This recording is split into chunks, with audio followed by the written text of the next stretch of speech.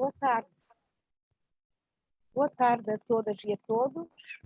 Vamos iniciar este webinar que tem por tema Entre Centros e Periferias, um olhar sobre a história das sociedades muçulmanas da região de Cabo Delgado. O nosso orador de hoje é Chapane Mutiwa. Chapane é licenciado em História pela Universidade Eduardo Mondlane e mestre em Estudos Históricos pela Universidade de Cape Town, e neste momento ele é doutorando em Estudos Históricos, em Estudos Africanos, no Centro de Estudos de Culturas de Manuscritos, na Universidade de Hamburgo, e é pesquisador do Centro de Estudos Africanos da UEM. Chapane tem trabalhado sobre comunidades costeiras em Moçambique, sobretudo nas províncias de Nampula e Cabo Delgado, com enfoque no Islão, tendo publicado já vários artigos e capítulos de livros. Presentemente, e creio que este é o tema também do seu doutoramento, o seu foco de interesse são os manuscritos da costa norte de Moçambique. Queria convidar o Chapane para falar, tem cerca de 30 minutos, Chapane. Obrigada. Muito boa tarde a todos e a todas. Muito obrigado, professora Teresa Cruz Silva. Muito obrigado também ao professor Lourenço por poder comentar a minha apresentação. Obrigado ao IES e ao Sérgio pelo convite. Antes de começar a falar, gostava de ter autorização para partilhar a minha tela para... Acho que ainda não posso.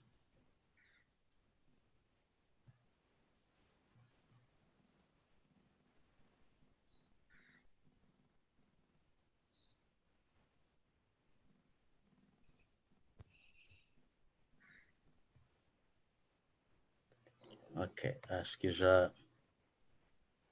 posso. Sim.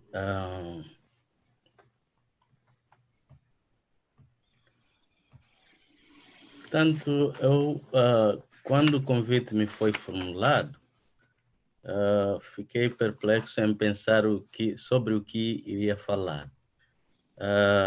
De qualquer maneira, apareceu-me esta ideia de olhar a história das comunidades muçulmanas de Cabo Delgado a partir do princípio da formação das grandes cidades israelis e olhar essa interação no Oceano Índico e como é que isso se reflete nos dias de hoje. Foi por isso que escolhi esta questão de centros e periferias, também procurando aprender um pouco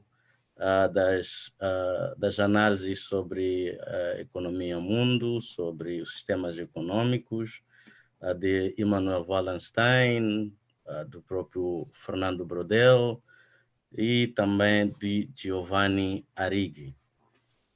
Portanto, vou procurar, não será falar dos conceitos, mas apenas tocar um pouco, porque acredito que todos estamos familiarizados com eles, principalmente os conceitos que eu irei destacar aqui na minha apresentação, e depois falarei de como é que o comércio no Índico ajudou a gerar esses centros e periferias de que me refiro, e quais são esses centros, e depois como é que os processos de imigrações, como é que o Islão e as relações de parentesco foram fundamentais na formação de elites regionais, mas também locais, no caso concreto em Cabo Delgado.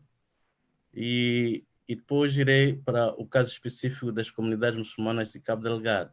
Portanto, sua formação como periferias, ao nível da região do Oceano Índico, mas também o seu desenvolvimento como centros ao nível local, no norte de Moçambique. portanto, centros da costa, mas com tentáculos para o interior de Moçambique e para o fora de Moçambique por via do Oceano Índico. E depois terei um grande foco no século XIX, a colonização de fato, as estratégias de sobrevivência dessas elites muçulmanas e israelis que dominaram durante um vasto período histórico na região, a luta de libertação e a formação de novas elites que vai acentuar a periferização dessas sociedades muçulmanas da costa de Cabo Delgado. E depois, não sei o que poderei concluir, se calhar concluiremos juntos. Bom, dos conceitos, há aqui um conceito interessante que é bem conhecido a nível de história, que é o conceito de estrutura ou de longa duração, de Fernando Brodel, que pode ajudar a compreender esse longo período. E por aí, se calhar, imensas desculpas se eu não conseguir falar tudo, e não vou mesmo, porque é um período que começa desde os períodos pré-islâmicos até aos nossos dias, então irei saltar muita coisa. Portanto, mas é exatamente essa a escolha que eu fiz de olhar para a longa duração, para poder trazer alguns aspectos que ajudam, se calhar, a compreender todo esse encadeamento de acontecimentos e de conjunturas, como nos sugere Fernando Brodel, para poder compreender o momento em que que vivemos hoje em Cabo Delgado. E depois o conceito, o centro-periferia, tanto centros como as cidades da economia, que concentram as tecnologias, concentram as elites, e as periferias que sustentam esse poder ao nível do centro das principais cidades que se desenvolvem no contexto do sistema econômico. E depois há também a destacar o conceito de patrimonialismo e do neopatrimonialismo, de Max Weber.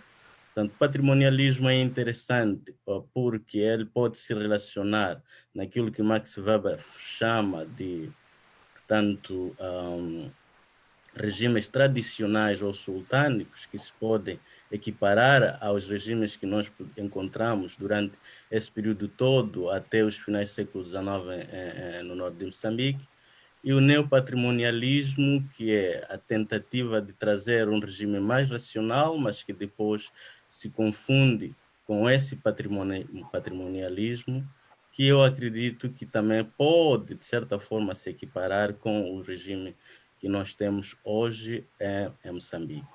Depois, a questão das elites, a partir das perspectivas de Gaetano Mosca e de Wilfred Pareto, como classes que se destacam pela sua elevada cultura, entre aspas, pelos avanços tecnológicos e as suas capacidades de influenciarem os processos de mudanças.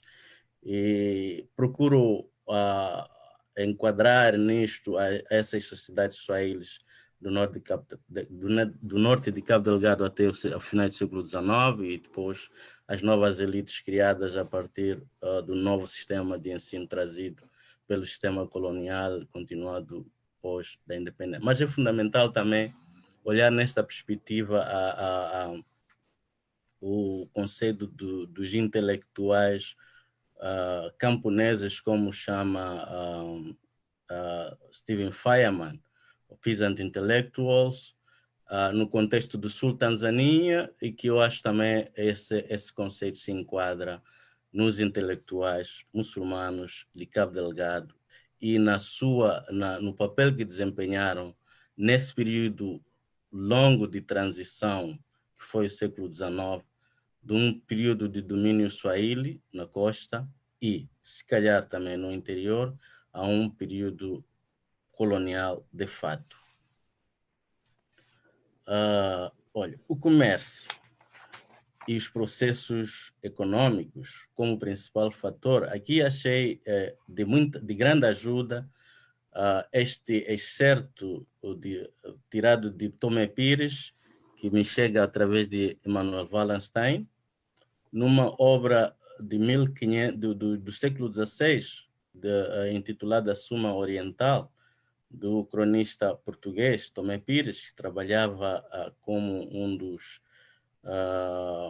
digamos, embaixadores do rei de Portugal, e ele, na altura, escrevia sobre as cidades do Oriente, tanto da Ásia, mas do Oceano Índico, o qual trato de mercadoria é tão necessário que sem ele se não susteria o mundo.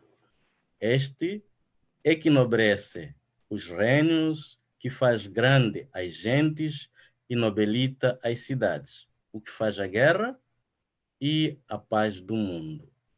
Eu achei interessante este excerto, porque o seu significado continua tão atual como o mundo que vivemos hoje. E, de fato, e a partir daí, pergunto-me eu se será de fato esse trato de mercadorias esse trato de mercadorias que se alicerçam às mudanças conjunturais e estruturais que explicam os problemas de Cabo Delgado hoje. Bom, não procurarei responder a esta questão, mas procurarei, se calhar, trazer aspectos que vamos juntos discutir. Portanto, olhando as comunidades muçulmanas da região de Cabo Delgado, tal como suas congêneres em Nampula e no resto da África Oriental, como resultado de uma longa história de relações entre o vasto Oceano Índico e o continente africano. Nesse percurso histórico, em que o comércio a longa, média e curta distância foi a principal motriz, se destacam as várias mudanças de posicionamento das cidades, estados da região e suas elites muçulmanas, no contexto geoestratégico, seja sob o ponto de vista local, assim como a nível global. Os estudos sobre os sistemas econômicos mundiais ensinam-nos sobre a importância das relações entre os centros e as periferias. Com efeito, as principais cidades da região mudaram o seu centro de orientação econômica em múltiplas vezes, até finais do século XIX, período em que, sob o domínio do regime colonial, começou um violento processo de expropriação dos principais patrimônios, a terra e as rotas comerciais que ligam o interior ao Índico, através das quais permitiram estabelecer-se como centros locais numa periferia global. Portanto, olhando para esse processo de formação desses centros,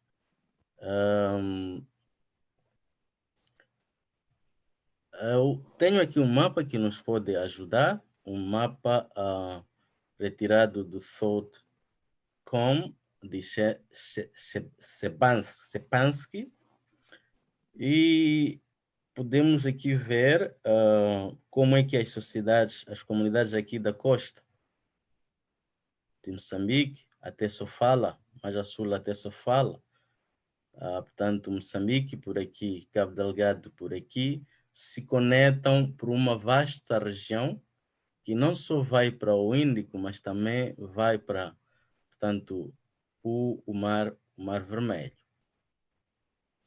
E um pouco mais até ao extremo Oriente. Este processo, ele começa como sugere aqui Maria Panza nos seus mapas, desde os cerca do século V da era de Cristo. Portanto, estamos a falar de 1400 e tal, em que há essas relações. Estamos a falar de um período antes do surgimento do Islão. Nós sabemos que o Islão surgiu já no século VII da nossa era. É neste processo de interações que vão se formar as comunidades costeiras em Cabo Delgado. Segundo vários estudos, há aqui um problema que não estão a perceber, mas tem a ver com o meu ponteiro. Nesta altura ainda não podemos falar de comunidade Swahili. Bom, vou ter que desligar o ponteiro. Ainda não se formaram as comunidades Swahili, mas estão já em formação. Não sei. Sim, sim.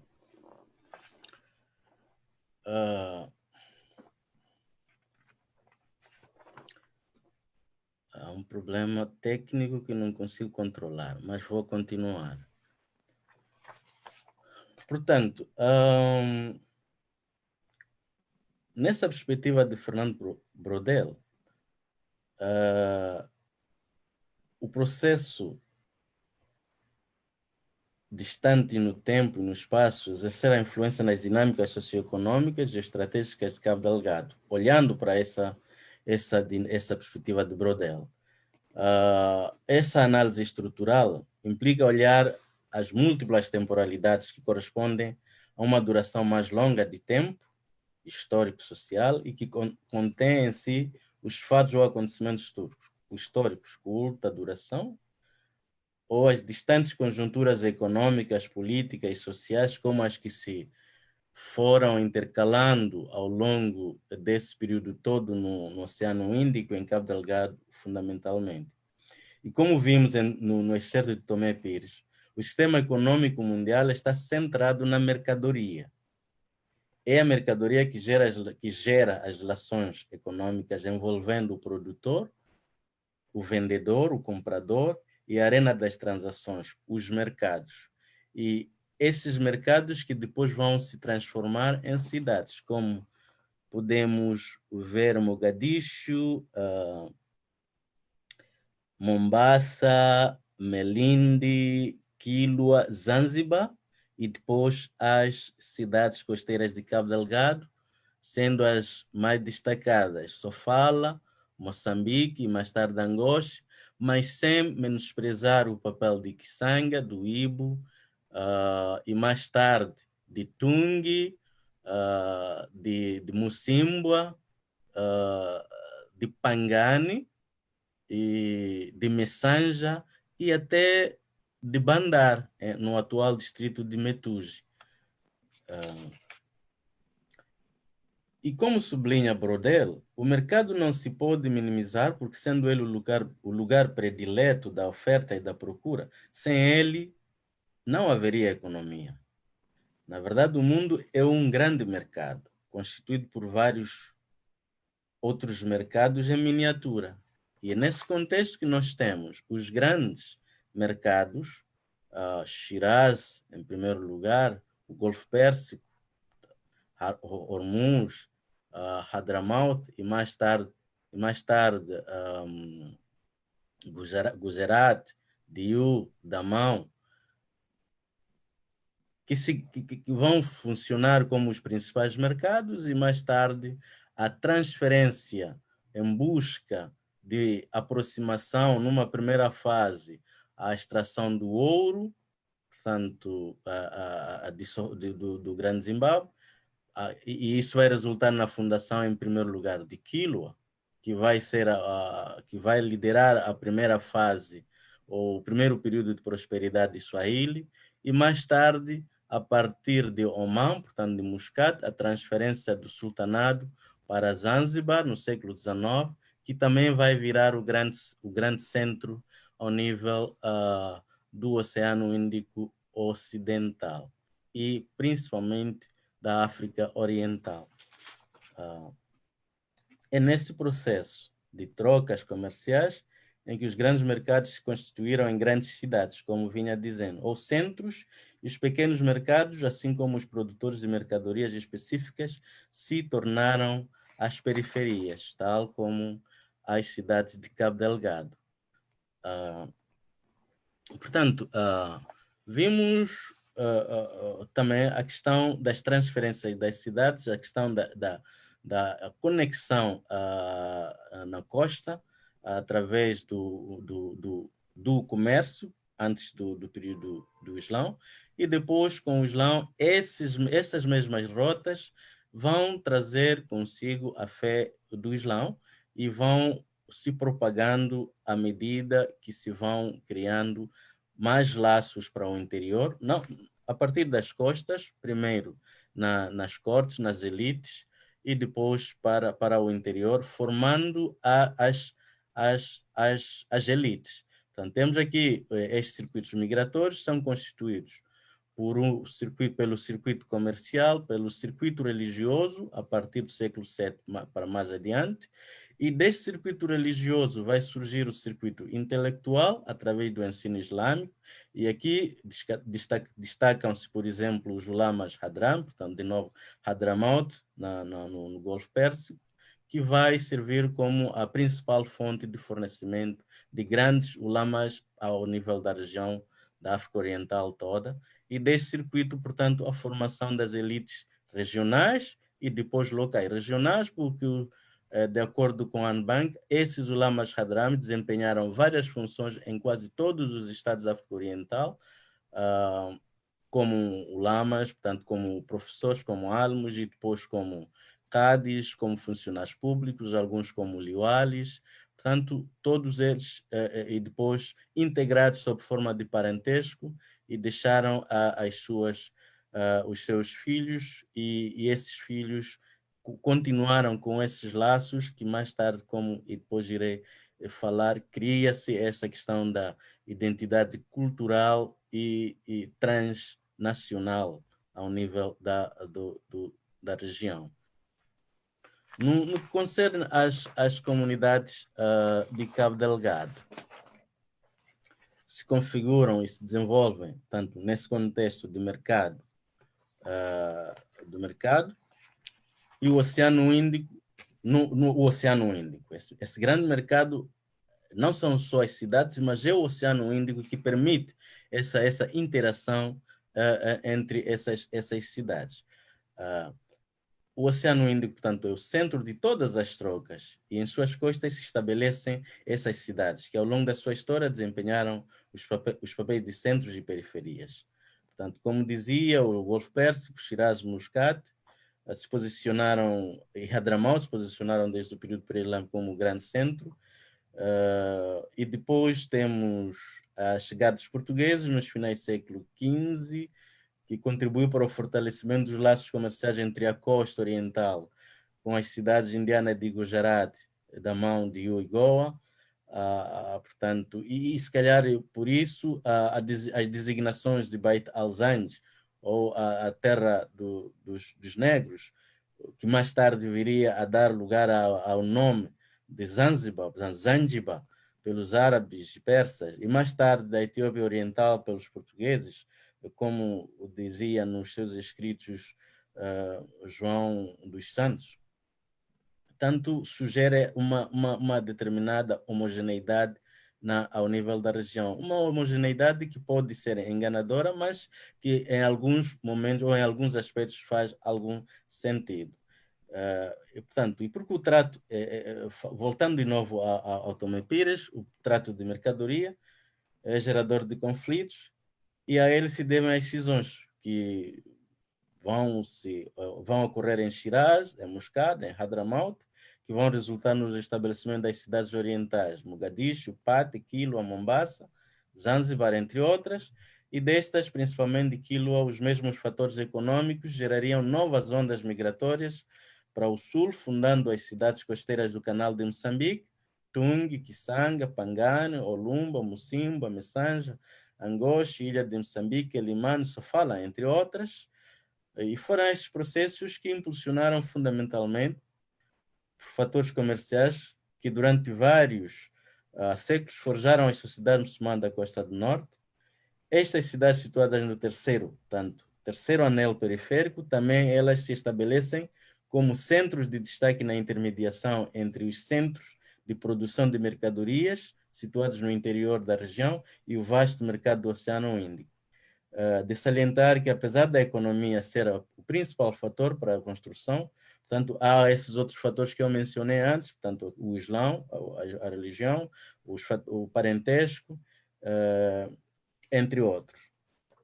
A questão do papel das elites que impulsionaram a criação de instituições, sejam elas políticas, jurídicas e religiosas, que ajudaram no estabelecimento da estabilidade política para manter a posição geoestratégica de tais centros e cuja continuidade das elites ajudou na persistência dessas estruturas sociais e econômicas.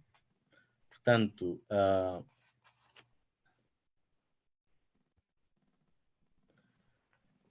aqui, este mapa provavelmente não muito visível por aí, mas apenas para situar para os que nunca tiveram contato, este é Cabo Delgado, que fica ao norte de Moçambique, é visível aqui Pemba, e depois temos aqui ao centro o Ibo, e depois a Kisanga, de que me refiro muitas vezes, que foi fundamental no século XIX, nessa relação do centro português aqui no Ibo, e na intermediação do comércio vindo desde as margens do Lago Niassa, inclusive até vindo da Alta Zambésia, e na criação ou na estabilização das rotas comerciais com o Medo, através de alianças, novamente, de parentesco, com os Moalhas, na região de Balama, na Montepuez.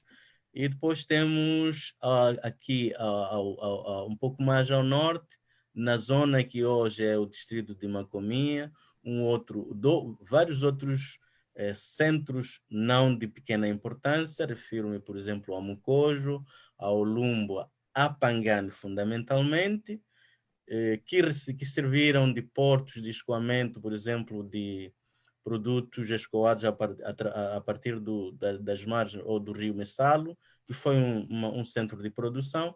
E depois temos Mocimboa, que foi um grande centro de produção, principalmente da tartarugas, ou de exportação de tartarugas, sob o domínio da família Dias, dos Muicumbas, que são bem tratados no livro do professor Rafael da Conceição. E depois, mais ao norte, temos Tungi, que domina uma grande região que vai desde Meninguene, que é a atual sede de Palma, Bagala, Kiwia, inclusive até Kionga.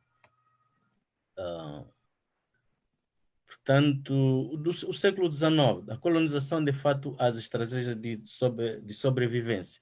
O fim do segundo período da prosperidade de Swahili, que é dominado pelo sultanato de Zanzibar, criou vários problemas às elites costeiras em Cabo Delgado, e não só, porque perdem a sua suzerania, mas também o século XIX vai testemunhar o crescimento do poderio dos portugueses na região, e estas elites muçulmanas de Cabo Delgado, vendo que não teriam muitas hipóteses de sobrevivência, até porque o comércio, o ciclo mais tardio do comércio, que tinha sido escravos, e depois o Marfim já estava quase ameaçado, o comércio de escravos já era ilegal, já tinha sido abolido, as inspeções britânicas eram constantes, e, portanto, procuraram fazer uma mudança das suas relações de suzerania, portanto, de Zanzibar para os portugueses, mantendo o seu poder estratégico como mediadores do comércio. É assim que se vão destacar esses estados que eu mencionei atrás. Portanto, há uma mudança de suzerania, sem quebrar a soberania, entre aspas, dessas elites, desses estados. E depois, o processo de colonização, de fato, que vai acontecer mais ao fim do século XIX e princípio do século XX, vai trazer a expropriação de terras. Portanto, se por um lado, durante esse período todo, conseguiram manter o domínio, a posse de terras e das fontes de recursos, o controle dos circuitos comerciais, já nesse período, esse domínio todo é transferido, é arrancado para o domínio dos portugueses. Portanto, é o princípio do fim da preponderância swahili na costa. A luta dele, mas já também a destacar que, durante esse período do século XIX, essa intermediação entre os portugueses e os suahilis, no sentido em que os portugueses dependeram muito dessa elite swahili para o acesso ao interior, para a estabilização das rotas com o interior. Portanto, e porque, provavelmente, e isso é destacado em algumas publicações, os portugueses tinham déficit em termos de funcionários capazes de escrever. A elite swahili foi capaz de usar, portanto, essas tecnologias intelectuais como o uso do alfabeto árabe para escrever não só correspondência, mas relatórios e fazer censos para, portanto, servir esse processo da administração pré-colonial de fato. E a colonização, de fato, vem quebrar esse privilégio e criar um novo sistema de geração de novas elites através do ensino ou da educação colonial portuguesa, que vai servir também de base para a criação das novas elites que vão liderar o processo da luta de libertação nacional. Ora, tanto vamos aqui ver a transferência tanto do protagonismo do Joana Wawibu, que dominaram esse processo todo no século XIX, e esses Joana Wawibu não eram só muçulmanos de fato, porque encontramos também nomes muito portugueses, como o nome da Dona Maria Lopes, a Rainha de Arimba, os Calheiros, ou carrilhos, portanto, do Ibo, que encontramos a circular em várias posições ao longo da costa, em Mocimboa, em Arimba, em Palma, entre outros. Portanto, mas também muda esse processo, essa época muda, o regime do patrimonialismo que nós vimos anteriormente, do regime tradicional, chamado de sultânico, para o neopatrimonialismo, primeiro sob o regime português e depois sob o regime atual em Moçambique. Portanto, uma modernidade que não melhora a vida, olhando para o período da independência, uma independência que expropria a terra e aumenta a pobreza. Portanto, e isso traz o papel dos ditos cujos que nós encontramos na pesquisa levada a cabo pelo CESAB, e pode ser visto nessa obra que se chama Comunidades Costeiras, em artigos da professora Teresa Cruz de Silva, a professora Manuela Araújo e da professora Amélia Souto, que se destacam esses pronunciamentos, portanto, os ditos cujos, os vientes e os imigrantes, sejam eles locais ou externos, que se vão, portanto, se juntar a essa nova elite que são os combatentes vindos da luta. Portanto, e destacam-se o fato de os centros da costa terem virado periferia e surgirem outros centros, portanto, como, se olharmos um exemplo concreto agora para a questão de Macomia, o centro que estava em Pangani ou em Mocojo ou em Olumba agora está mais ao interior. Mas este processo todo, e começa com essas mudanças que se vão, portanto, repetindo ciclicamente ao nível da região e depois vão criar essa falta, a pobreza, e como se diz, onde falta pão, todos se ralham. E em 2000, nessa período, não sei se é visível, aqui não consigo ver o vídeo, não sei se aí se consegue ver, mas era só para ilustrar. Este é um vídeo filmado diretamente em Kisanga, em que a comunidade testemunha essa mudança de perspectivas da comunidade, a procura de meios para fazer face à pobreza, em que as comunidades convidam curandeiros do sul da Tanzânia para vir fazer uma cura comunitária, tanto, e que vão destacando as pessoas que vieram, as pessoas que têm maior sucesso econômico, que se destacam na comunidade, como sendo eles que lhes roubam os dinheiros ao longo da noite, mas também como sendo eles os obstáculos para o desenvolvimento. Além deste vídeo, tinha este aqui de camisa branca, é um sheikh dos chamados Wahhabis, da nova mesquita instalada em Kisanga, que é acusado pelo Mapepe, chamado também de Naparama.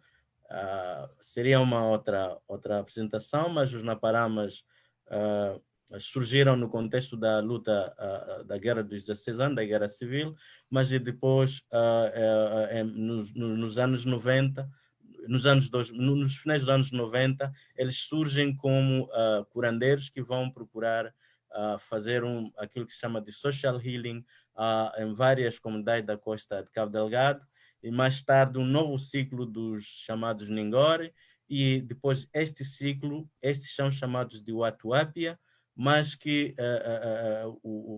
a comunidade passou a chamá-los de Naparamas, como lembrando dos Naparamas passados já em períodos anteriores. Portanto, e depois Ana, temos vou também... pedir para concluir.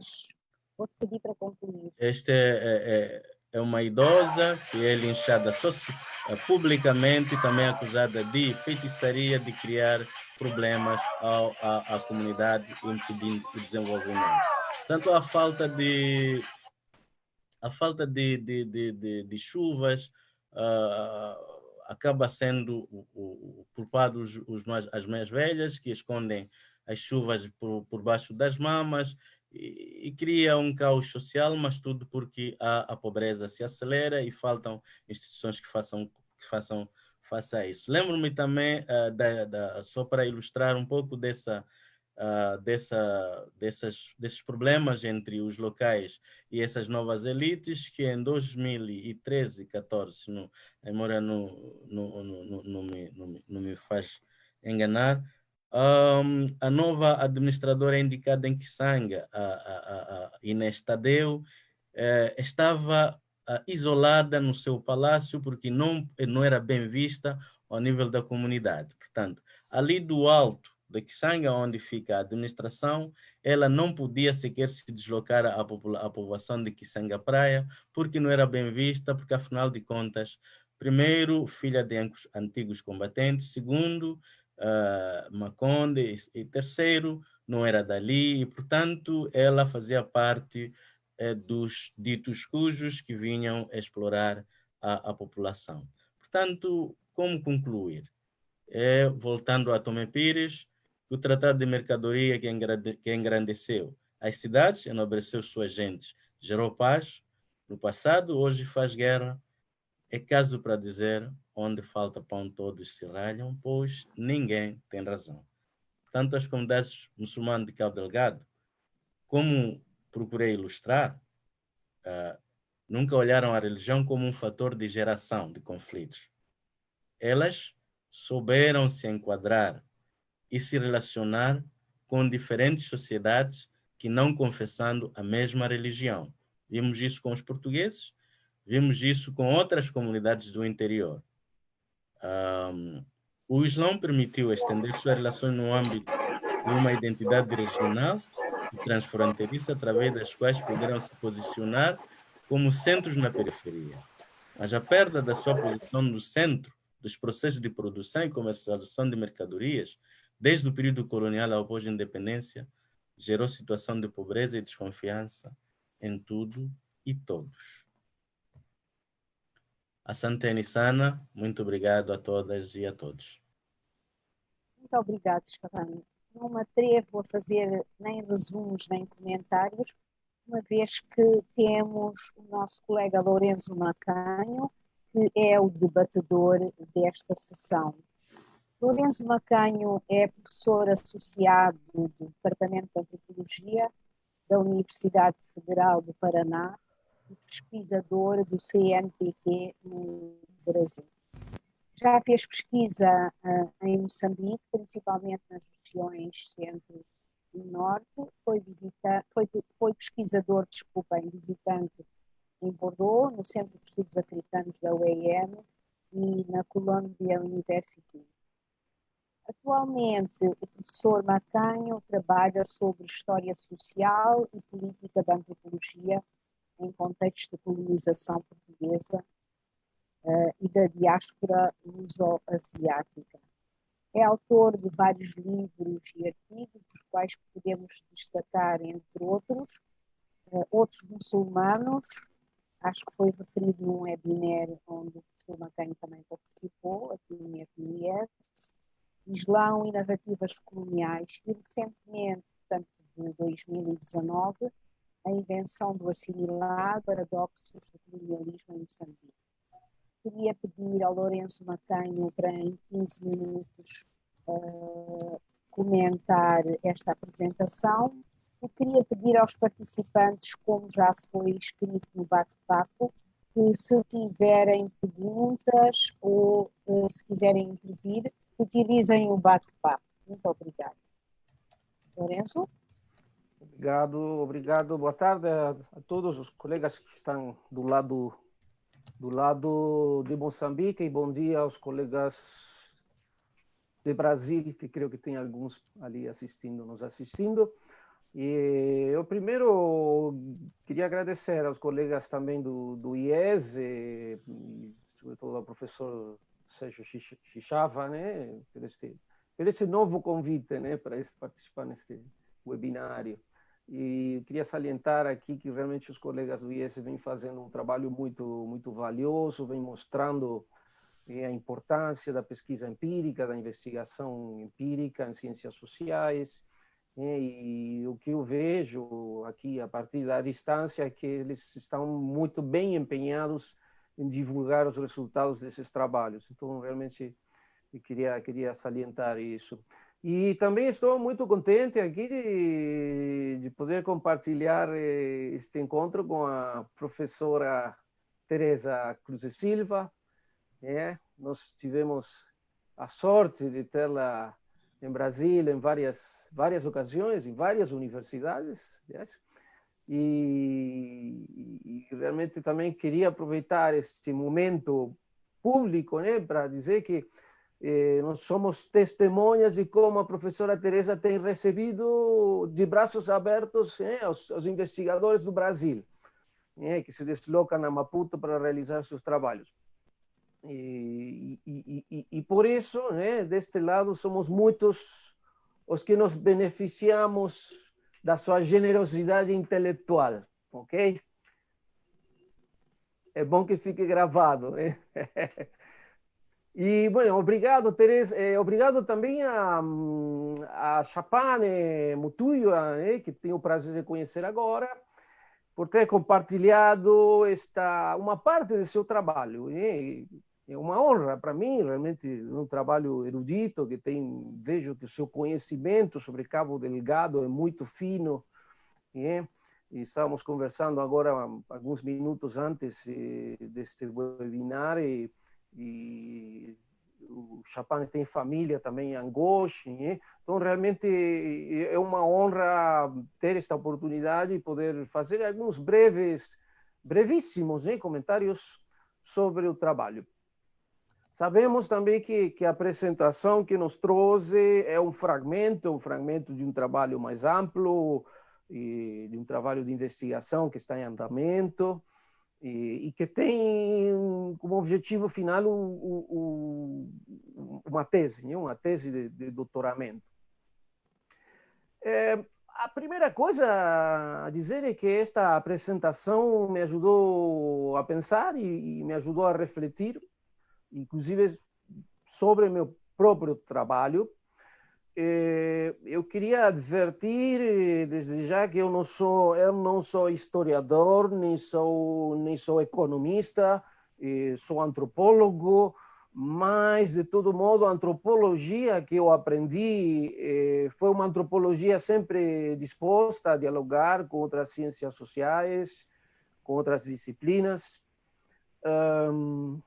E realmente estamos aqui perante um tema que é parte de um gigantesco capítulo da história da África Oriental e de Moçambique em particular, e de um tema que diz respeito a esses espaços de interconexões entre o Oceano Índico e o continente africano.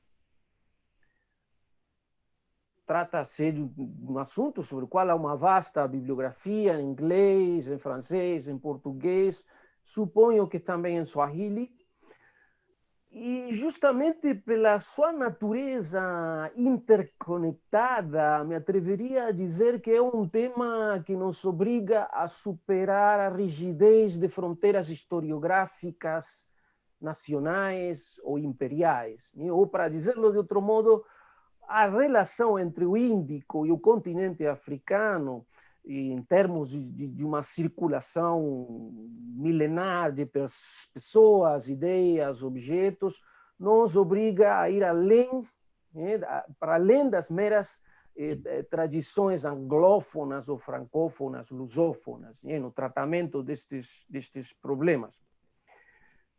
O primeiro aspecto que eu gostaria de salientar é a perspectiva que Chapane Muthiah escolhe para atacar a questão.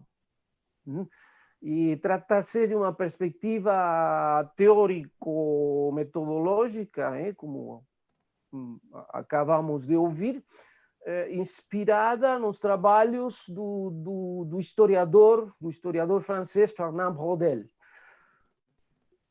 Como sabemos, Braudel chamou a atenção sobre a importância de estudar as dinâmicas econômicas e sociais na longa duração, na sua longa duração, mas não apenas isso, Braudel também nos convida a distinguir as múltiplas temporalidades envolvidas no surgimento de uma economia-mundo.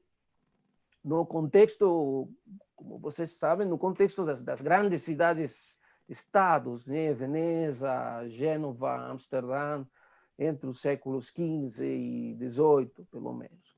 Então, aqui, o Chapane nos faz uma proposta ousada, que é de pensar a longa história da relação entre o Oceano Índico e o continente africano, a partir do legado de Fernand Braudel. E, mais especificamente, seu trabalho busca se concentrar, me parece, aparentemente em 4 locais, que seriam o atual distrito de Palma, Mocimboa da Praia, a localidade de Pangane e o distrito de Kisanga. Eu devo confessar também que sua proposta nos desafia, uso aqui um plural inclusivo, nos desafia sobretudo aos antropólogos, porque justamente a antropologia, ao menos nos seus métodos, se situa nas antípodas das preocupações estruturais da longa duração de Braudel. Ou seja, a antropologia historicamente fixou suas preocupações naquelas dimensões da microescala, ou, para usar um termo braudeliano, se situa nos acontecimentos, nos eventos. E diria mais que talvez, ou supostamente, a antropologia nem sequer se situa na curta duração, senão naquilo que no nosso jargão disciplinar denominamos o presente etnográfico. É claro, isto que estou a dizer é uma caricatura, porque, de fato, muitos antropólogos têm se preocupado pelas dinâmicas históricas de curta e longa duração também. E evoco aqui um exemplo, talvez o mais conhecido, o mais paradigmático, o fantástico livro de Eric Wolf, Europa e os Povos Sem História. Obviamente, aqui o título é Povos Sem História, é uma ironia do autor, porque justamente o Eric Wolf quer mostrar as historicidades das sociedades da África, da Ásia e da América Latina tocadas pelo capitalismo. Bem, então eu penso que esta advertência que acabo de fazer é necessária. E reconheço a necessidade também de que a antropologia se liberte de alguns preconceitos disciplinares que eventualmente possa ter perante este, eu diria, uma espécie de monstro assustador, né, da longa duração, né? São vários séculos os que estão envolvidos aqui. Mas eu não tenho dúvida, Chapane, que se você consegue fazer com o Índico algo parecido ao que Brodel fez com o Mediterrâneo, seu trabalho, sem dúvidas, se tornará uma referência. Mas eu gostaria de deixar aqui de lado, pelo menos por um momento, a longa duração e para tomar outro aspecto central também da sua apresentação e que tem a ver com a preocupação brodeliana, que é a noção de mercado, a centralidade do mercado. Não é? E isso me parece uma dimensão extremamente rica e que, sem dúvidas, dialoga com um longo capítulo da antropologia em geral e da antropologia econômica em particular. Né? O mercado remete a intercâmbio, troca, reciprocidade, mas também o mercado pode ser um lugar da ambiguidade, né? O lugar onde se resolvem ou não as tensões, né? Os conflitos, as guerras. Eu não sei se em Brodel aparece essa tensão. E talvez você possa nos esclarecer se aparece ou não. Ou seja, a relação de contiguidade do mercado com a guerra. Há uma longa literatura antropológica sobre o assunto, a relação entre a guerra e o comércio. Ou seja, tanto a guerra como o mercado fundam sociabilidades. Né? Isto tem a ver com a ideia quase banal, né? Mas extremamente significativa, de que quando um grupo se encontra com outro, nesse encontro há duas possibilidades: ou se faz a guerra, ou se faz o comércio, a troca. Na verdade, estritamente falando, as duas opções não são excludentes. Porque a guerra também pode ser uma outra forma de intercâmbio. Enfim, esse é um grande tema também. Mas nesse mercado, sabemos, se intercambiam, tem um sistema de trocas que se intercambiam objetos, símbolos, e também mulheres, não é? Você se referiu a casamentos mistos, a laços de parentescos, né? Que uniam as elites comerciais na região. Então, creio que este trabalho nos convida a pensar também nessa visão mais alargada de mercado. É curioso constatar que muitas vezes o Índico às vezes é celebrado como espaço promotor de cruzamento de culturas, de ideias, etc. E esta parece ser uma imagem muito romantizada, muito bucólica. Certamente não é essa a imagem a que o seu trabalho nos traz, que é um trabalho que engloba a análise do conflito, etc. E, portanto, o Índico foi também um lugar de violências, de guerras, de exploração, e seu trabalho nos convida a pensar essa tensão. E em relação a esta dimensão menos romantizada, não, do Índico, seu trabalho menciona também um pouco de passagem, e acredito que depois na tese de doutoramento você se dedicará com mais de uma maneira mais detida, né, e aprofundada na escrita, que é a questão do tráfico de escravos, né, do comércio negreiro, né, E eu imagino, não sei, suponho que além dessas regiões que você pretende trabalhar, você dedicará também alguma atenção mais detalhada à ilha de Ibo. Eu menciono aqui Ibo justamente porque você diz isso, né? No finais do século XIX, as cidades costeiras de Cabo Delgado reorientaram-se para Ibo, contra os anteriores centros hegemônicos, de Kilwa e Zanzíbar. Então, é um Índico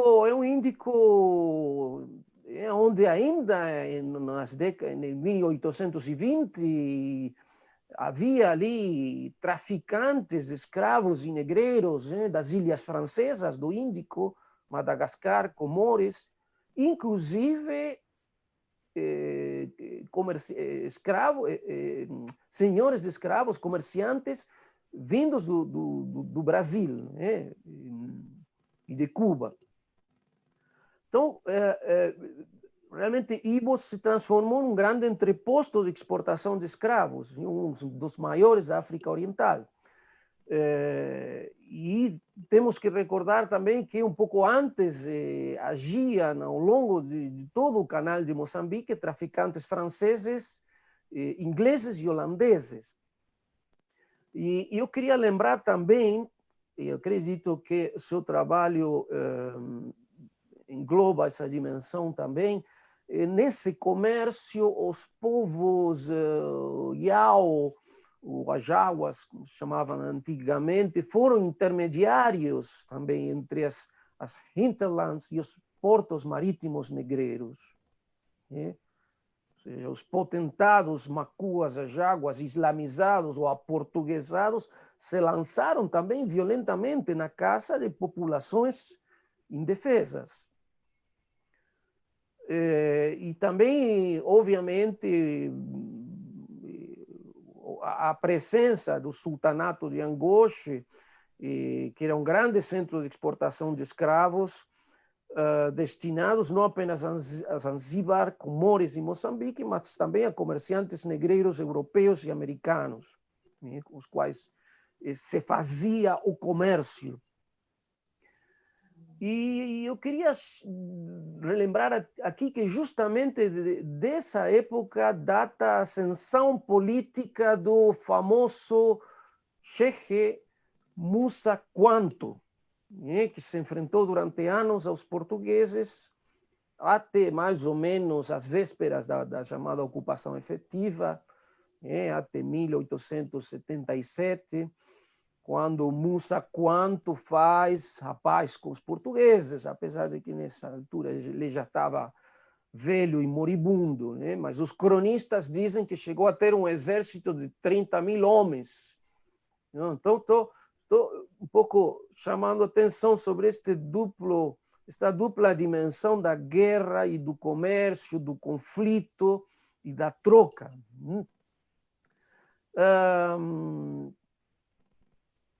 Enfim, acho que eu tenho pouco tempo, mas eu vou tentar... Tinha várias coisas a dizer, mas eu estou a tentar pensar junto com Brodel e junto com você, Chapane, junto com o trabalho.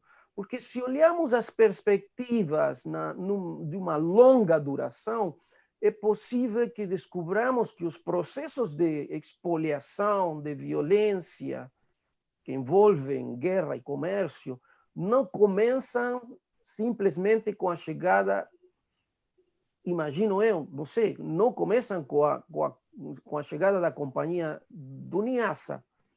Bom, não sei, é apenas uma pergunta. Mas também não é um sintoma menor o fato de que aquele entreposto negreiro na cidade de Ibo tornou-se, a partir de 1897, a sede da Companhia de Niassa. Estou tentando ver essas continuidades e contiguidades. E antes de terminar, quero mencionar rapidamente a questão das culturas obrigatórias do algodão. não é? Na província de Cabo Delgado. Mais uma vez, trata-se de uma dimensão na qual o Índico nos mostra seu lado menos idílico, né? Sobretudo a partir de 1934, com a criação da Sociedade Agrícola Algodoeira, em Cabo Delgado. Lembremos que antes dessa data, ou seja, antes da produção forçada, as indústrias de Portugal consumiam em torno de 17.000 toneladas de algodão, 95 das quais, né, antes da produção forçada, 95% dessa produção era importada de países estrangeiros, né? Isso mudou completamente a partir por volta de, já nos anos 40, 1945, o panorama já era outro, né? E se calcula que pelo menos em torno de 1 milhão de camponeses moçambicanos, sobretudo de Cabo Delgado, tinham produzido algodão suficiente para satisfazer as demandas da metrópole, que de fato se tornou a principal exportação da colônia na altura. Isto não estou a dizer nada novo, simplesmente estou a reforçar alguns aspectos que me parecem importantes também para incorporar e que tem a ver não tanto com a longa duração, mas com uma história mais recente. Eu quero chamar a atenção também sobre o fato de que houve também régulos locais envolvidos nessa produção forçada. Talvez o caso mais paradigmático seja o do régulo Abdul Kamal, que mais tarde seria assassinado no Ibo, nos calabouços da PIDE. O livro deve ser colega de vocês, não sei, acho que ainda estará na universidade, o livro de Benedito Brito João mostra que, na verdade, a perseguição de Abdul Kamal não foi provocada pela sua suposta simpatia com a Frelimo, que, aliás, não estava comprovada, né? Sino pela crescente inveja, ódio e ciúmes dos comerciantes portugueses que começavam a enxergar com preocupação o protagonismo de Abdul Kamal no comércio da região. Bem, eu me pergunto aqui, um pouco pensando em voz alta, o que Fernand Braudel diria desse dado microsociológico, desse simples evento mínimo em relação a uma longa duração, mas ao mesmo tempo um evento muito significativo em relação à construção do inimigo, né? A construção de uma cosmologia da suspeita. E eu fiquei curioso de saber mais no final da sua apresentação, também tem essa dimensão, né? das acusações de feitiçaria. Enfim, pensei também no livro de Harry West, sobre seu trabalho aí na região em Moeda. Então, bom, para finalizar, eu gostaria de dizer que seu trabalho, sua apresentação me ajudou a refletir e tenho certeza que sua tese contribuirá com outros trabalhos também sobre o norte de Moçambique, que já realizados por outros colegas. Penso, por exemplo, no colega que você mencionou, o professor Rafael da Conceição, no seu livro Entre o Mar e a Terra, acho que esse é o título do livro. E também, já agora, sim, para terminar, se vocês me permitem, eu gostaria também de, se há tempo, que Chapane falasse um pouquinho mais sobre a questão da literacia nessas elites, né? Acho que você se refere às literacias Ajami, sobre a importância dessa escrita, que são questões que você vem investigando, e creio que muitos de nós podemos aprender algo novo sobre essas suas reflexões em torno a essa literacia e esse conhecimento local também, não é? Então, é isso. Eu espero que meu tempo tenha sido bem usado. Obrigado. Passo a palavra para a nossa moderadora. Muito obrigada, Lourenço. Existem várias mensagens que são cumprimentos ao Chopin e vários comentários. Então, creio que só as questões colocadas pelo Lourenço davam para fazer um novo seminário, se podemos chamar assim, mesmo que seja de forma remota. Mas eu vou, como nos orientaram, ver as questões que foram colocadas aqui no bate-papo. E a primeira questão, que é colocada pelo Sérgio Xixava, pede para elaborar um pouco mais sobre o longo processo de marginalização das sociedades costeiras de Cabo Delgado e como isso explica, em parte, o conflito atual. Depois temos de Júlio Soalé, que pergunta como associar a questão da diversidade Swahili, Makonde e as lógicas administrativas da construção do Estado em Moçambique e Javis com a questão do Islão em Cabo Delgado. Depois temos Moussa Remane, que diz que se os muçulmanos da região costeira de Cabo Delgado tiveram uma convivência pacífica com outros povos de religiões diferentes, como o islamismo tem sido associado ao conflito em Cabo Delgado.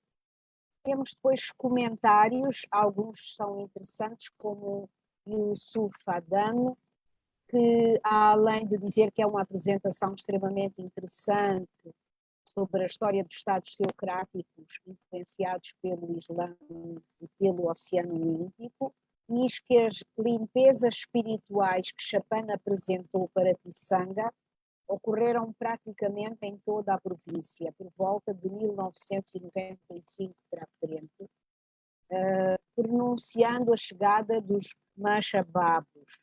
Ocorreu também nos anos 80 e anunciavam a chegada da Renane.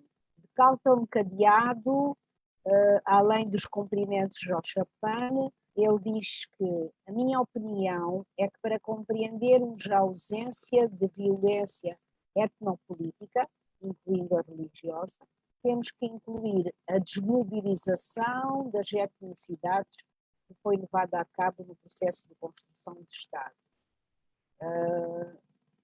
Depois, o Moussa Remane novamente diz que a marginalização da população costeira no geral constitui um fator de intensificação do conflito, à semelhança do que aconteceu no período da Guerra dos 16 anos.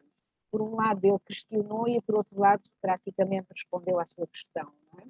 Depois tem de Maulana D. Maulana: boa tarde, painel. De facto, a pesquisa é magnífica. Na verdade, a história deve ser invocada para se poder perceber as questões de fundo do que sucede em Cabo Delgado. A questão da pobreza que se debate, em que se debate a província, é associada à expectativa gerada pelo boom dos recursos naturais.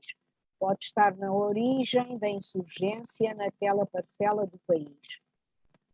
Dá, portanto, os parabéns. De M. Francis, também a dizer que o trabalho é interessante e valeu a pena.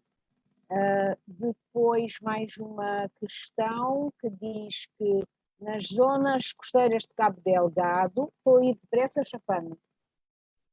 Posso continuar? Nas zonas costeiras de Cabo Delgado, por exemplo, em Kisanga, por muito tempo viveram com base nas ordens dos chefes locais. Estavam todos alinhados em uma mesquita, desculpem, e com os mesmos costumes, fazer ziarats, moalides, etc. As coisas mudam quando aparece uma nova mesquita com hábitos e costumes diferentes que foram apelidados por African Muslim, que não tinham primeiramente apoio da população local, mas devido à sofisticação das suas instalações, passaram a abrigar os crentes que passam a ter problemas com a mesquita antiga. seria esta emergência de novas linhagens do Islão que podem ter precipitado ou permitido a entrada em Kisanga de insurgentes? O Yusuf Adam diz que podemos colocar a questão de Abdul Tavares de outra forma. Como é que as contradições na sociedade permitiram o surgimento do conflito entre as linhagens islâmicas atuais e o surgimento dos Al-Shabaab? São estas questões, não sei se o Chapan vai ter tempo de responder a tudo, mas vamos ver se teremos tempo de abrir uma segunda ronda, mas penso que não. Faz favor, Chapan. Muito obrigada.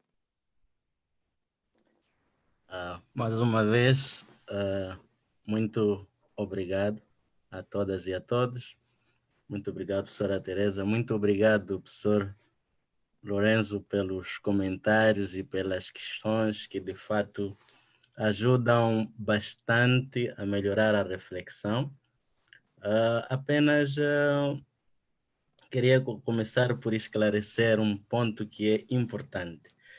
Esta apresentação, este texto, estas notas que eu apresento aqui hoje, não são da minha pesquisa de doutoramento.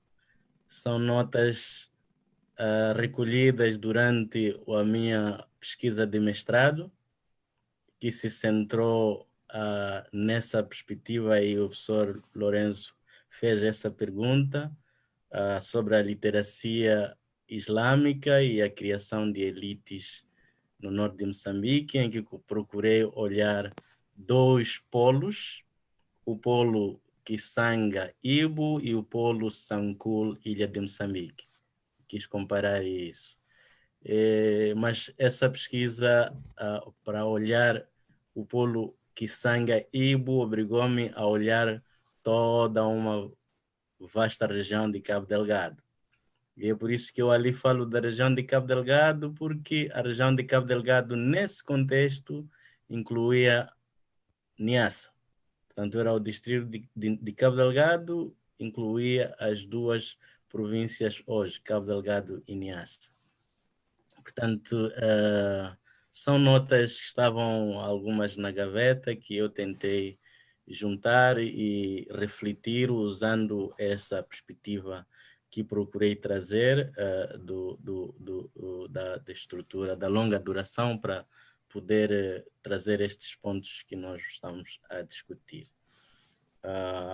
Se calhar, começando por aí, a minha pesquisa de doutoramento nesse momento, só para deixar claro, continua na questão dos manuscritos. Eu estou a estudar poemas épicos, portanto, em Ajami, e se calhar explicar o que é Ajami. Portanto, a literacia Ajami é a literacia que usa o alfabeto árabe para escrever outras línguas diferentes do árabe. Portanto, pode ser o persa, pode ser o urdu, pode ser o português, pode ser o inglês. Mas pode ser o Hausa, pode ser o Fulfulde, pode ser, neste caso, por exemplo, o Kiswahili, o Kimwani, como aconteceu nas cartas que eu estudei durante o mestrado. Portanto, estudei as correspondências em Ajami, no Arquivo Histórico de Moçambique, e algumas em coleções privadas, nesse processo de transição, nesse processo em que as comunidades, essas elites muçulmanas, desempenharam esse papel intermediário.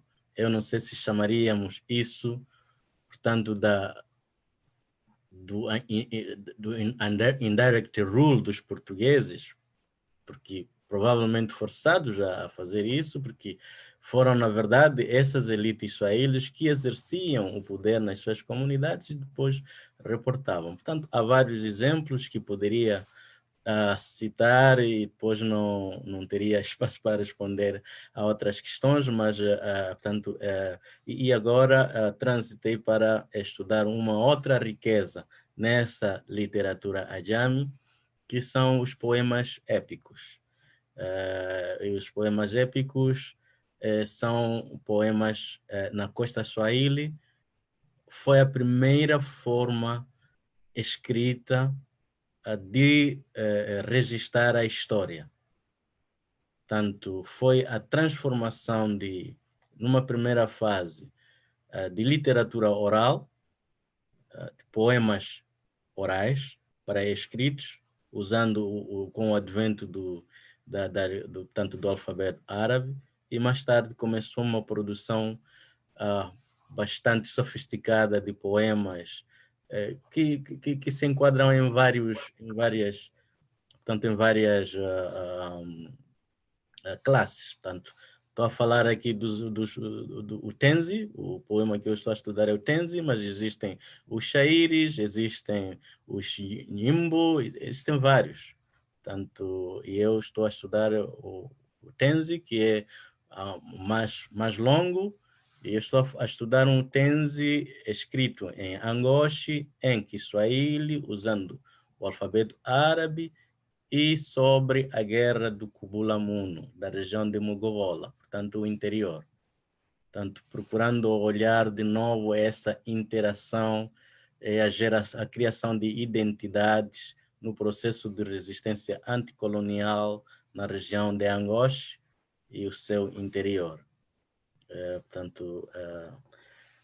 Agora, indo para as perguntas. Bom, eu não sei se priorizava a resposta às perguntas, às reflexões do professor Lourenço ou às outras perguntas, mas já há questões do professor Lourenço que são bastante fundamentais, se calhar só para deixar algumas notas. A questão das múltiplas temporalidades do Brodel, concordo, e é exatamente por isso que eu busquei esta perspectiva, porque ela traz-nos essas diferentes temporalidades que se vão intercalando e vão ajudando a explicar todo esse longo processo. E são essas múltiplas temporalidades que Brodel dá o nome de conjunturas. Portanto, as diferentes temporalidades são as conjunturas, que são os ciclos. E esses ciclos fazem, portanto, essa longa duração. Esses ciclos são constituídos, portanto, pelos acontecimentos, pelos fatos, portanto, pela curta duração. E se calhar por aí a pergunta que o professor deixa aqui, o que compensaria, o que diria Brodel sobre o acontecimento no caso do Abdul Gamal Megama.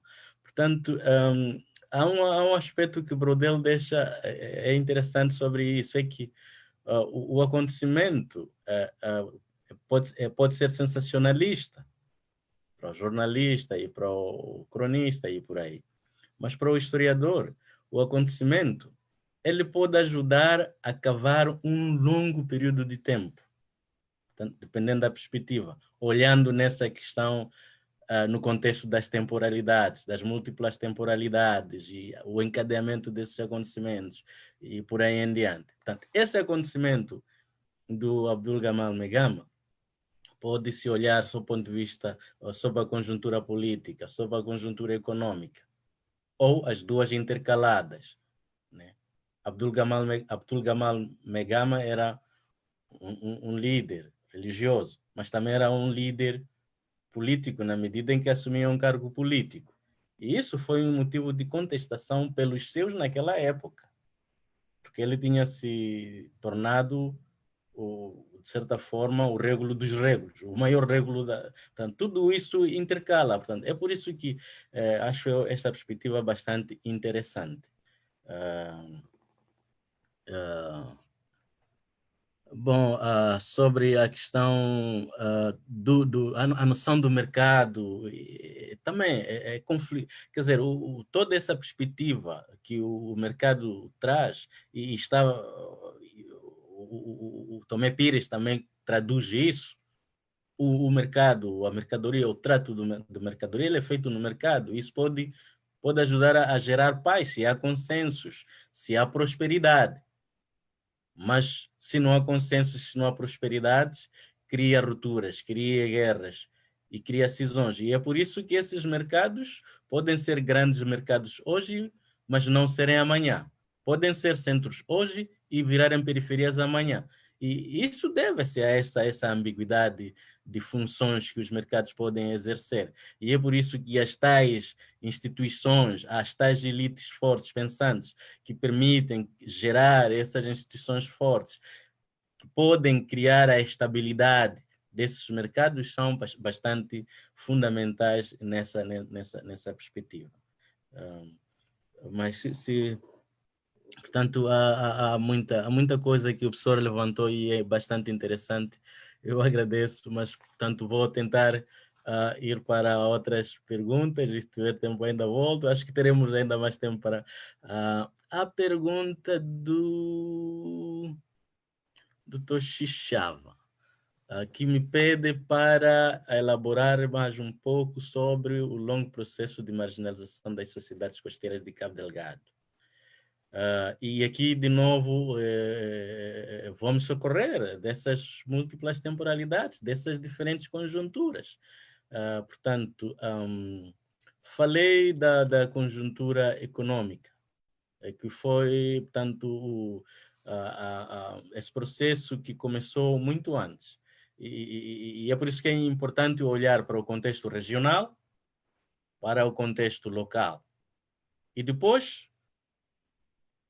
com a independência ou desde a luta de libertação para cá, o contexto nacional.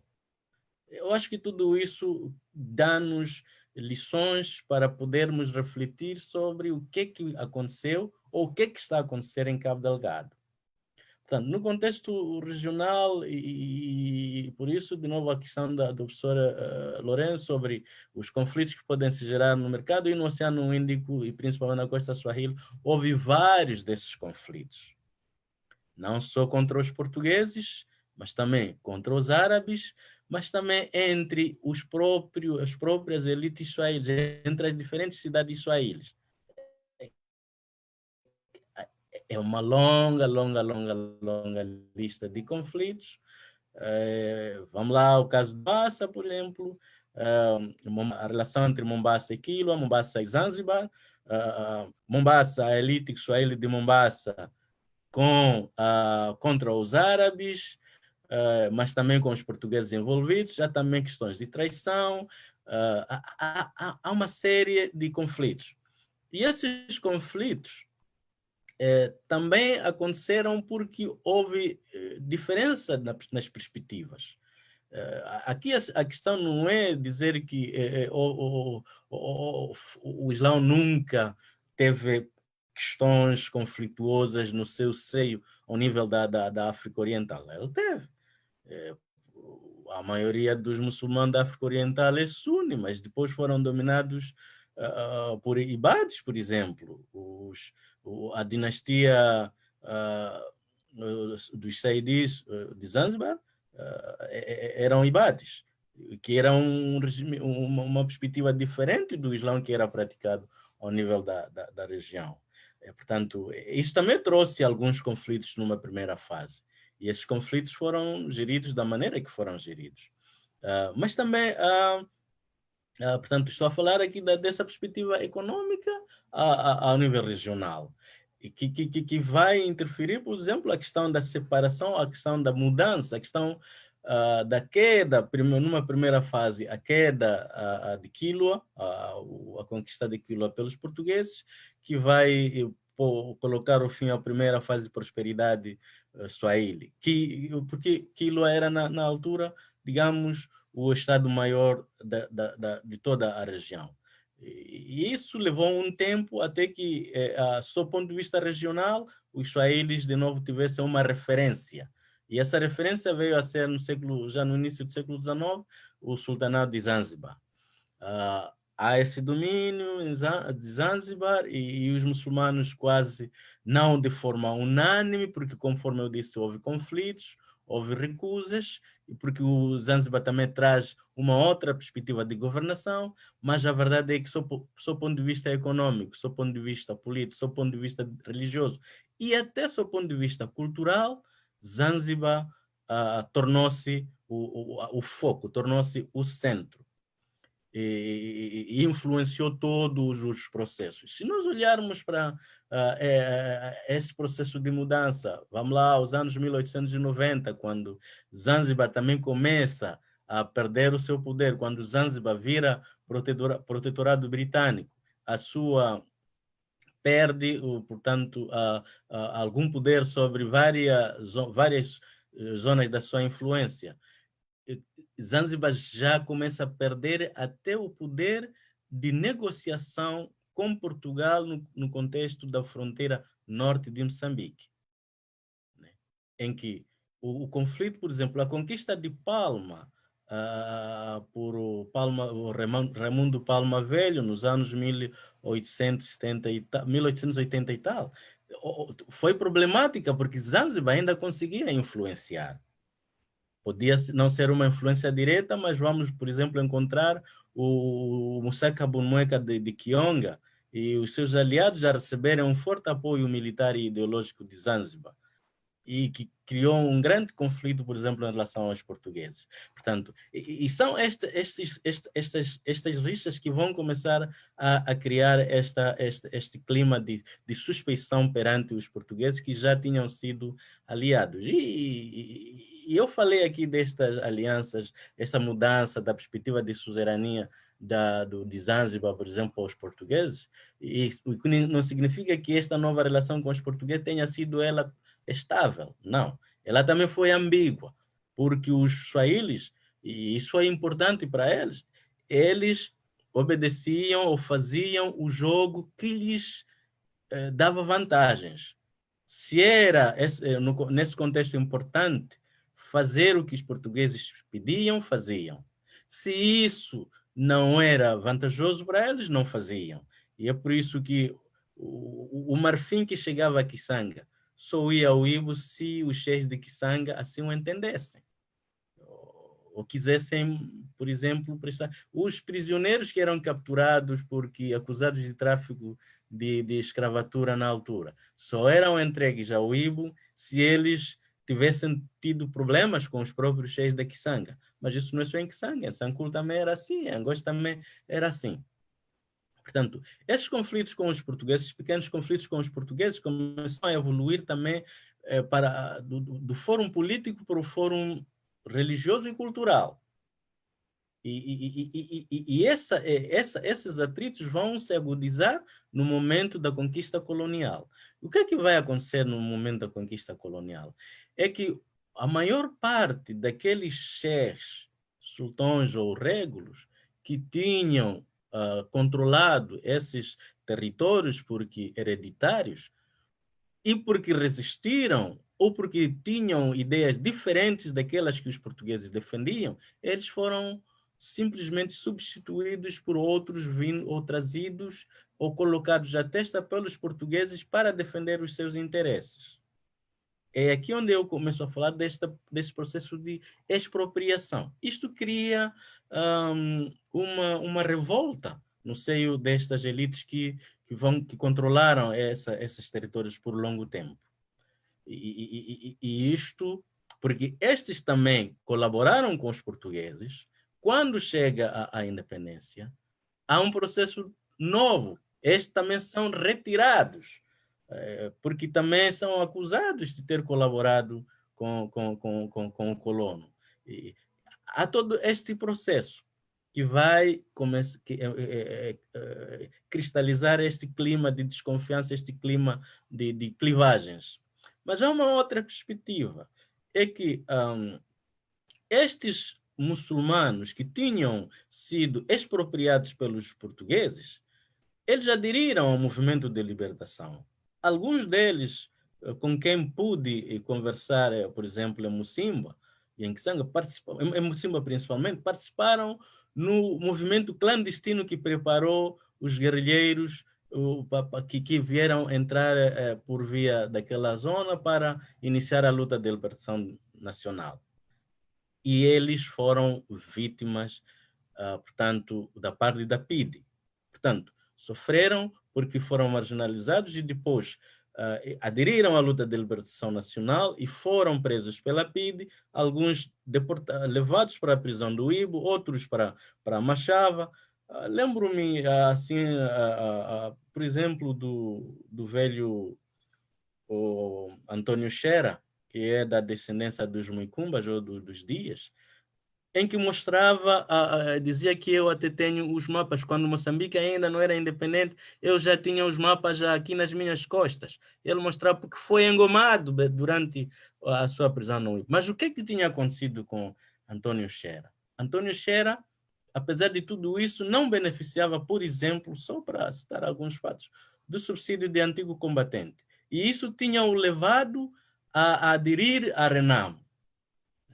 E quem estava a tentar gerir essa situação era um outro amigo dele, com quem esteve nesse movimento que recebeu, segundo disseram, a equipa do general Chipande, na altura, para fazer, e que tinham introduzido, inclusive, seus sobrinhos nos quartéis para poder fazer o reconhecimento. E não estava a receber. E o Anlau Silimani, Deus o tenha, falecido, ele é que estava a pedir e estava a fazer de tudo. Ele tinha conseguido recuperar o Antônio Xera para sair da RENAM, porque para ele não era correto, mas estava a pedir que fosse. Portanto, são estes pequenos momentos, pequenos acontecimentos, que depois cristalizam estes ambientes. E não era só o Antônio Xera, estava lá também o Marabu Shauri, que não foi do grupo clandestino, mas esteve na luta de liberação nacional, estava bastante chateado com a Frelimo, porque as promessas que lhe tinham sido feitas não tinham sido cumpridas. Portanto, e depois, esta é a dimensão política, porque o Antônio Xera muçulmano, o Marabu Shauri muçulmano, não estavam zangados por serem muçulmanos. Estavam zangados por terem sido excluídos dos benefícios pelos quais lutaram, né?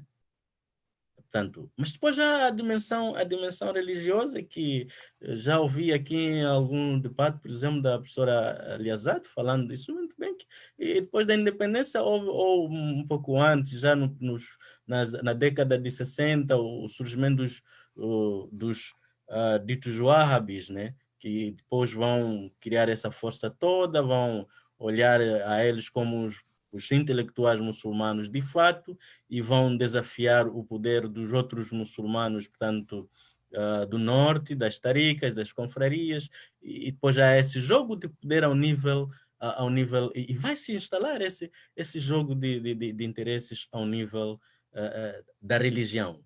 Há também a luta pelo poder no contexto da própria religião. Esses acontecimentos todos vão se repercutir nessas sociedades. E por isso há aqui um comentário que fala por exemplo, do caso de Kisanga, em que Kisanga tinha apenas uma mesquita. Uma mesquita que, segundo me contaram, foi construída ainda no século XIX. Eu, olhando para a arquitetura, ainda tenho dúvidas se de fato foi no século XIX. Provavelmente tenha sido estabelecida com outro material e depois refeita um pouco mais a posterior, mas é essa mesquita, a mesquita velha de Kisanga, que existia. E a Kisanga não é assim muito grande. E depois, praticamente nos anos 2000, surgiu a nova mesquita, muito mais requintada, maior, mais produzida, com melhores condições, que é designada da África Muslim. E é interessante olhar para Kisanga. Sem estradas complicadíssimas, sem infraestruturas, apenas que hoje em dia que se beneficia de ter uma cidade ali no mar, o Ibo, e depois tem uma mesquita muito bem produzida, e que é Halsuna. E aquele chefe que eu mostrei ali faz parte dessa, é o líder dessa mesquita. E ele é vítima, porque naquele movimento, ele foi um dos que se opôs à prática daquela questão de social healing. E por isso virou vítima, tanto, além de ter sido contestado por trazer uma nova visão sobre as práticas do Islã, ele foi contestado porque também tinha diferentes visões sob o ponto de vista da perspectiva da cultura local. Portanto, são estas questões todas que vão contribuir. Mas depois, a questão que eu digo, e está bem representada no livro Comunidades Costeiras, que eu tive orgulho e prazer de participar nessa pesquisa, que são as questões das pessoas que vêm, ou da exploração da riqueza, da expropriação da terra. Em Kisanga, em Pangani, em Mucimba, em Palma, as populações vivem da pesca. Se olharmos para o que acontece, além dos problemas com o Parque Nacional das Quirimbas, que cria limites onde se deve pescar e protege, portanto, a questão dos animais e da população, como devem gerir as machambas. Há a questão das ilhas hoje pertencerem a outras pessoas que não deixam que os pescadores pratiquem a sua pesca lá. E as zonas de pesca que existem agora são limitadas. E elas ainda recebem pescadores tanzanianos, recebem pescadores que vêm de Moçambique, mas de outros sítios, de Nacala, de onde, como tem sido reportado ultimamente. E começa a criar escassez de pescado. A escassez de pescado, a escassez de produção agrícola, a escassez de tudo. Portanto, a fome, a falta de infraestruturas, há tudo isso. E as pessoas olham isso. E estes ambientes todos criam esta questão de azáfama da população. Eu não estou a dizer que as pessoas devem aderir, e também não estou a dizer que aderiram por causa disso. Mas a verdade é que houve esses conflitos. E esses conflitos, de certa forma, podem explicar o que está a acontecer. Portanto,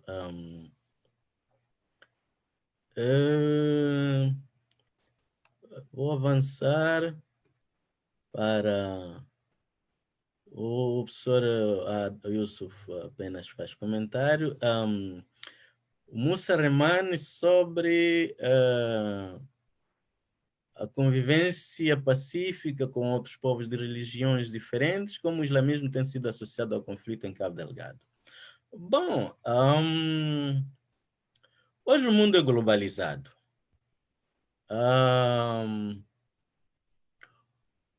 Localmente, olhando para a história, não houve não houve condimentos para ver o conflito. Mas, de um tempo para cá, a população tem tido vários condicionantes. Além das novas ideologias muçulmanas que chegam e que se instalam, a região de Cabo Delgado tem recebido, e isso não tenho visto muito a se falar, mas tem recebido discos. Eu, desde 2010, que encontro as pessoas concentradas nos mercados, com pessoas que têm computadores, a ouvirem discursos de muçulmanos gravados em Tanzânia, no Quênia, e outros lugares da costa oriental, em Kiswahili. Kiswahili é uma língua, eu falei aqui da cultura transnacional.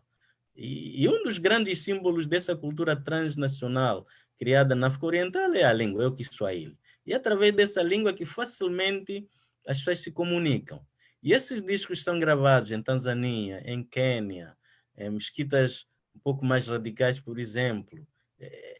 Esses discos estavam a circular, se calhar muito antes de 2010, no mercado das batatas em Pemba, nos mercados de Kisanga, nos mercados de Mucimba da Praia. Portanto, não estamos a falar das mesquitas que depois começaram como começaram e foram crescendo. Portanto, eu não sei, eu tenho problemas de falar, de dizer aqui que foi exatamente isso que criou o problema, porque eu não fui ao campo desde que a situação começou, eu nunca fui ao campo para ir aferir se isso foi assim. Mas houve essas condicionantes. Portanto, as pessoas foram ouvindo essas discussões, essas novas versões, né? E nós sabemos que agora estes movimentos que são designados de salafitas, eles têm várias dimensões e parece uma coisa simples, mas é um movimento, a sua genealogia é muito mais diversa do que se pensa, né? O salafismo até pode não ser o wahhabismo. E como dizia, por exemplo, Nasser al-Din al-Albani, o próprio Wahhabi, ele só era, portanto, era salafi numa parte, né? Na questão da unicidade de Deus, mas não era salafi, por exemplo, na questão da jurisprudência. E Al-Albani desafiou muito esse discurso, chegou a ser expulso da Arábia Saudita e depois voltou. E Al-Albani é também salafi, mas um salafi aquilo que se considera al-salaf al-ilm, um salafismo mais científico, mais do conhecimento, que não precisa ir à guerra. Mas depois existe, por exemplo, a versão do Sayyid Qutb, que é o al-Salaf al-Jihad, que é um pouco mais violento e que é este que inspira esses movimentos todos. Portanto, às vezes nós não podemos, só porque esses indivíduos têm este pensamento baseado na ideologia wahhabi, pensamos que são todos eles violentos. Eles podem não ser, porque o próprio salafismo ele é diverso. Portanto, hoje custa-me olhar e dizer categoricamente que o problema de Cabo Delgado é este.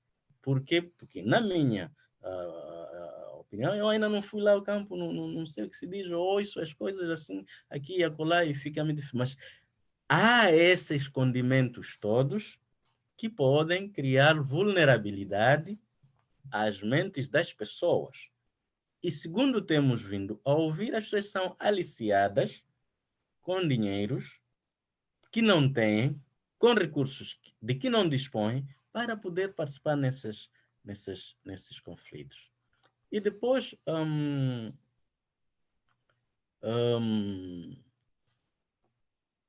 o Seremane, o Caldon Cadeado, fala aqui da desmobilização das etnicidades, que foi levada a cabo no processo de construção do Estado. Eu concordo, mas não me parece que a questão das etnicidades seja um dos pontos muito fundamentais no que se passa hoje. Porque, como disse, em Cabo Delgado e em Nampula e no Niassa, essas populações, os Jajaua, por exemplo, têm uma afinidade com os Muanis e com os Macondes. Os Macondes têm uma afinidade com os Muanis. Muitas vezes a gente fala que eles são... Eu penso que foi o sistema político que gerou esta ideia de etnicidade, porque, do ponto de vista étnico, eu soube, por exemplo, de Pangani, que os de Pangani, que são os Pangani de Kisanga, que são Wagunhas, portanto, são Wagunhas, o seu Nisba é Wagunha, portanto, isso significa oriundos dos Mijikenda, no Quênia, por aí em diante, mas eles, ao nível de Cabo Delgado, têm relações de afinidade, aquilo que se Macua chama-se Onavili, ou em inglês, como se chama, joking relationship, se não estou errado, e que foi criado no contexto dessas relações de parentesco. A oferta, estas questões de parentesco, elas têm um sentido muito mais vasto que ainda não percebemos, que permite estabelecer facilmente relações que existiram no passado, mas que hoje, porque, como digo e repito, quando falta pão, cada um olha o outro como seu inimigo. Pode haver guerra entre pais e filhos. Hoje existem essas guerras em que os filhos lutam pelas casas e expulsam os seus pais das casas. É miniatura. São os conflitos que existem. Portanto, hoje também esses conflitos existem, mas há condições para que as etnicidades não sejam, de fato, um grande problema. Estou a tentar correr. A marginalização da população costeira. Bom, esse é um comentário. Boa tarde. De fato, pesquisa, na verdade, a história deve ser invocada para se poder perceber. Ok. E depois existiria esta emergência de novas linhagens do Islão que podem ter precipitado e permitido a entrada em Kisanga de insurgentes. Eu penso que, em parte, sim, porque elas criaram versões contraditórias. E esse processo também é longo. Ele começa... Eu aqui falei dos finais dos anos 60, mas podemos até olhar a partir dos finais do século XIX com a chegada das taricas, que também desafiaram a autoridade muçulmana baseada nas elites locais, nas elites políticas. E a partir daí começaram as clivagens e as taricas acabaram tomando a autoridade muçulmana durante esse tempo todo, até que nos finais do século da década de 60 começaram a surgir esses novos movimentos que negam as taricas, que olham as taricas como inovação. E esse não é, de novo, não é um movimento do século XIX, é um movimento que vem desde os séculos 8, 9, desde do Médio Oriente. Portanto, é um processo longo. Já os alauís já tinham as suas taricas, por exemplo, já quando chegaram. Portanto, é um movimento longo, mas é um processo, e como diz Brodel, que pode até passar despercebido, porque são dinâmicas que parecem lentas, levam o seu tempo, mas elas têm efeito na sociedade. Portanto, em parte, sim.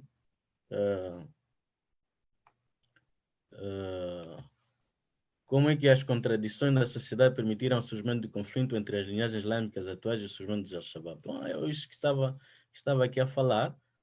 Penso que vou adiantar. Acho que... esta última pergunta... não sei. Será que terminei, professora? Não consigo ouvir.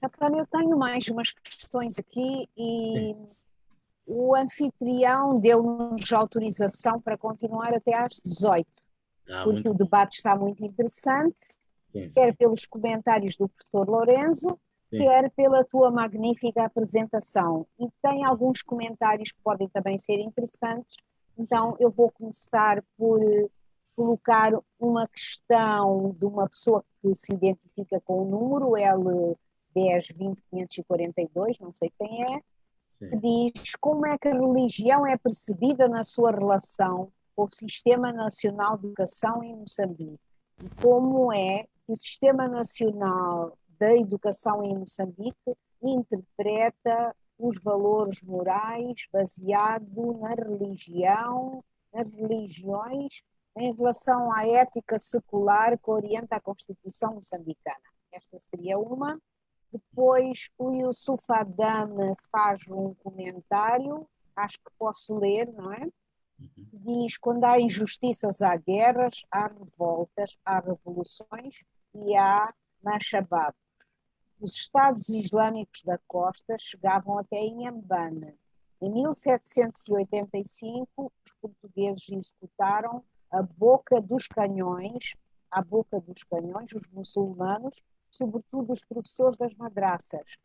A expansão destes comércios estava dependente da relação com o interior, com os reinos, estados teocráticos longe da costa. Também havia questões tecnológicas.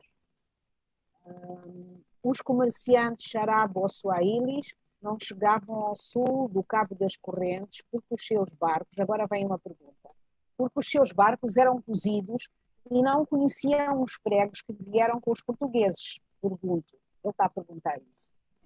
Depois temos uma série de pessoas que cumprimentam, que estão muito felizes, e o Yusuf que continua dizendo que mesmo aqueles que lutaram pela independência estiveram na cadeia do Líbano 10 anos, foram considerados traidores e marginalizados por serem religiosos no pós-independência.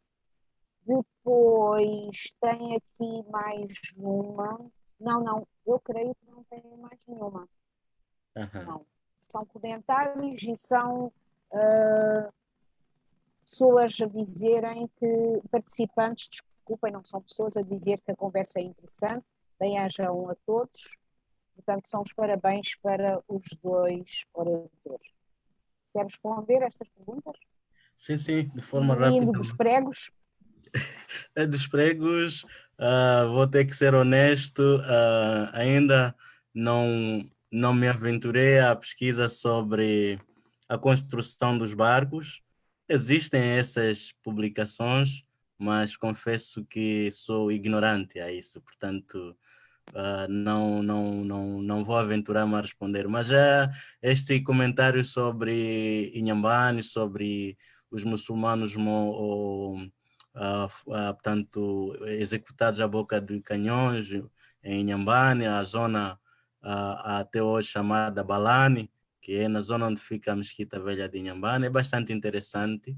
E eu acho que este é uma das coisas que tenho pensado, que porque temos olhado a história do Islão apenas com muito foco no norte de Moçambique e esquecemos o sul, o centro, que também tiveram boas dinâmicas do Islão. E é interessante que até aqui, o manuscrito, o Corão manuscrito, estou a falar do manuscrito, produzido à mão, mais antigo, é uma relíquia que, no nosso país pelo menos, é uma relíquia que se encontra na Mesquita Velha de Inhambane e provavelmente tenha sido produzido no início do século XIX e tenha sido trazido pela família Abu Shama, que foi a família que fundou a mesquita e que liderou a comunidade muçulmana durante muito tempo em Inhambane. E esse Corão, esse manuscrito de Corão, ele está eu estou a tentar analisar o manuscrito e tem traços que o ligam, por exemplo, a manuscritos em Pate, por exemplo, e a manuscritos em Oman e no Iraque, por exemplo.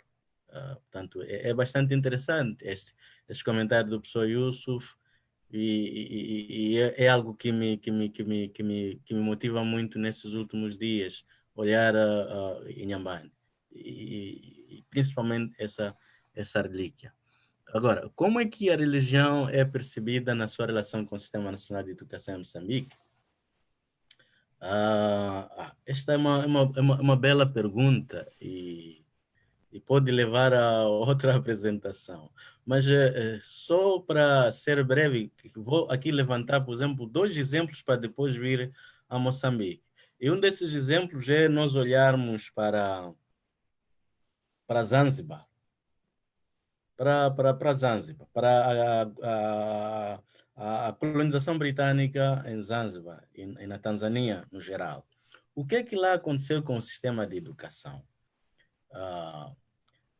Antes, o processo que eu expliquei aqui sobre Moçambique, do uso da literacia ajami, tanto em Kiswahili, mas no caso de Zanzibar, por exemplo, era algo, já haviam 2 línguas que circulavam usando o mesmo alfabeto, portanto, a língua árabe, que era a língua dos omanitas, e o Kiswahili, que era a língua da maioria. Portanto, usavam o alfabeto árabe e tinham as escolas corânicas, e tinham os professores bem formados, tinham os seus juízes estabelecidos e tudo mais. O que é que os britânicos fizeram? Eles, quando viram, eles procuraram perceber até que ponto esse sistema lhes ia útil na sua administração. Viram que para a administração de justiça, os CADs locais eram importantes e até há um documento de uma das comissões que estava encarregue para olhar para a questão dos termos, portanto, a tradução ou a transliteração dos termos em alfabeto árabe para o alfabeto latino, e eles diziam, é importante tratar e transliterar isto e criar uma standardização. Por quê? Porque o Kiswahili por si só, ele tem conceitos, tem termos que são explicativos para vários aspectos.